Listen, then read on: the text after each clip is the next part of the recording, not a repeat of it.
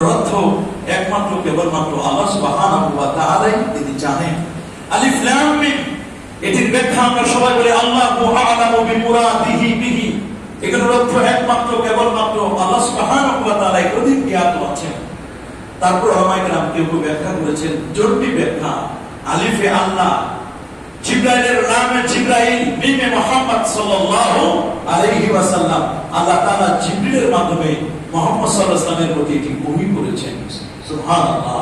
আলিফ লাম মিম, এরপর আল্লাহ বলেন আহাসিবান নাস, মানুষেরা কি মনে করে আইয়ুতরাকু আইয়াকুলু আমান্না, তারা কি মনে করে যে তারা ঈমান এনেছে, তারা বলেছে আমরা ঈমান আনলাম, তারা কলেমা সাক্ষী দিয়েছে, তাওহীদের কথা বলবে, রিসালাতের কথা বলবে, আল্লাহ এবং আল্লাহ রাসূলের সাক্ষী দিবে, আর তারা কি এমনটি ধারণা করে আহাসিবান নাস আইয়ুতরাকু আইয়াকুলু আমান্না, তারা বলবে আমরা ঈমান আনলাম, আমরা ঈমান এনেছি, আমরা ঈমানদার, ওয়া হুম লা ইফতারুন, তাদেরকে ফিতনায় ফেলা হবে না।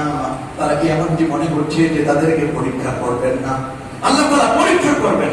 ওয়ালা নাবলুওয়ান্নাকুম বিশাইইন মিনাল খাউফি ওয়াল জু'i ওয়া নাকসিন মিনাল আমওয়ালি ওয়াল আনফুসি ওয়াস সামারাত ওয়া বাশশিরিস সাবিরিন আল্লাযীনা ইযা আসাবাতহুম মুসিবা ক্বালু ইন্না লিল্লাহি ওয়া ইন্না ইলাইহি রাজিউন। বিপদ আপদ আসবে, তবে এই বিপদ আপদ আমরা জানাচ্ছি জাহারাল ফাসাদু ফিল বাররি ওয়াল বাহর বিমা কাসাবাত আইদিন নাস, জমে আর স্তরে যত আপদ আর বিপদ দেখি সবগুলো হচ্ছে আমাদের হাতের কামাই। এজন্য পীর মরহুম শাহ সুফি আবু জাফর মুহাম্মদ সাল্লাল্লাহু রাহমাতুল্লাহ আলাইহি বলতেন, আমাদের যে হুজুরকে আমরা গতকালকে দাফন করে এসেছি আলহাজ আল্লামা শাহ সুফি